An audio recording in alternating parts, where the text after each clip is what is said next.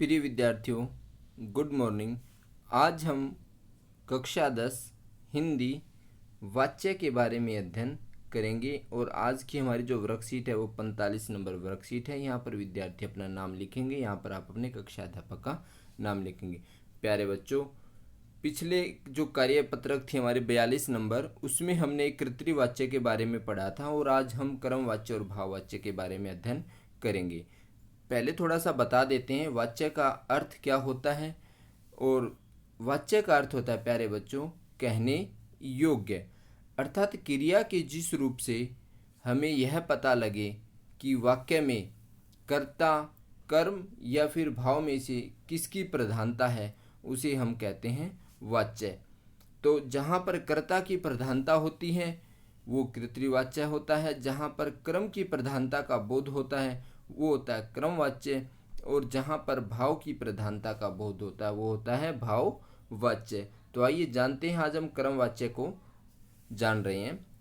वाक्य में क्रम की प्रधानता का बोध हो, अर्थात क्रम प्रधान हो, यानी क्रिया के जिस रूप से या जिस रूप में क्रम प्रधान हो उसे हम क्रमवाच्य कहते हैं। और इसमें एक बात ध्यान रखने वाली है कि क्रमवाच्य में केवल जो क्रिया है वो सकर्मक होती है।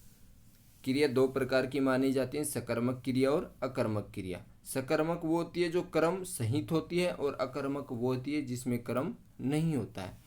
इनमें कुछ वाक्यों में से और के द्वारा विभक्ति का प्रयोग भी होता है, जैसे अक्षत से या फिर अक्षत के द्वारा सेब खाया गया, ठीक है, या अक्षत के द्वारा सेब खाया गया, मतलब से द्वारा या के द्वारा विभक्ति का प्रयोग होता है। ये पहचान बताइए इसकी।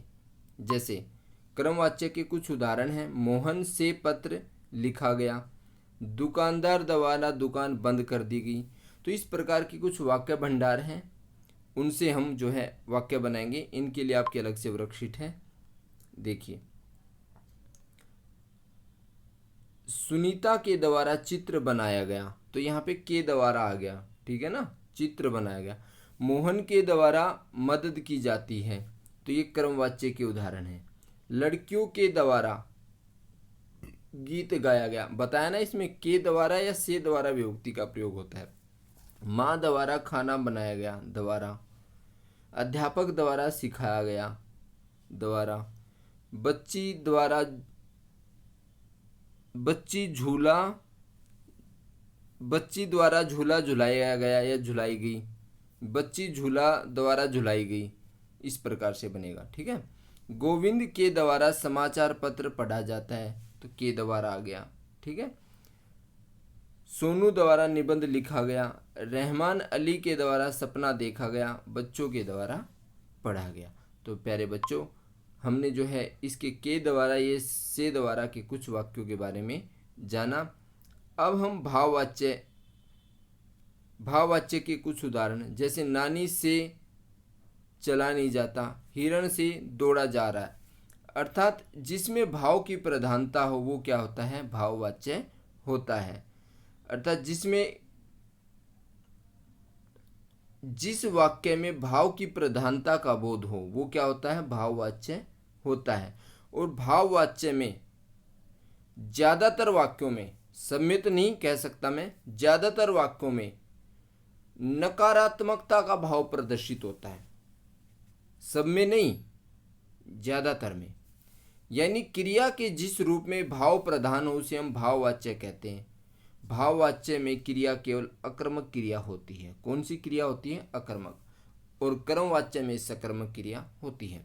इसमें न तो कर्ता की प्रधानता होती है न क्रम की प्रधानता होती है, बल्कि क्रिया का भाव ही प्रधान होता है।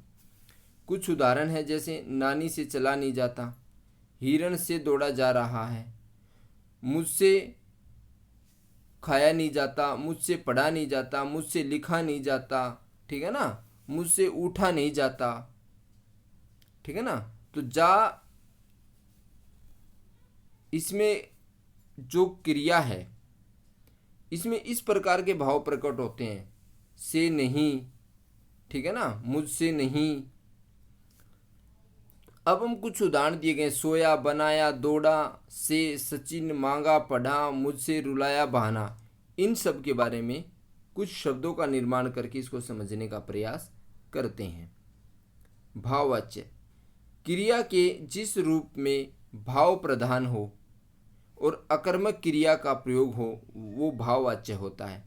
जैसे मुझसे सोया नहीं जाता, उससे उठा नहीं जाता या उससे बनाया नहीं जाता, उससे दौड़ा नहीं जाता।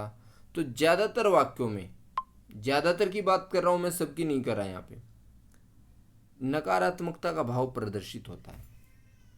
सोहन से शांत नहीं रहा जाता, सचिन से पिया नहीं जाता, उससे मांगा नहीं जाता, अब्दुल से पढ़ा नहीं जाता, मुझसे अब पढ़ा नहीं जाता, हमसे रुलाया नहीं जाता, उससे कोई बहाना नहीं बनाया जाता। तो प्यारे बच्चों, आज हमने जो है क्रमवाच्य और भाववाच्य के बारे में जाना, और इससे पहले 42 नंबर वर्कशीट में हमने कृतवाच्य के बारे में पढ़ा था। यदि आपने वो वीडियो नहीं देखी है तो 42 नंबर वर्कशीट को भी आप ज़रूर देखिए। धन्यवाद।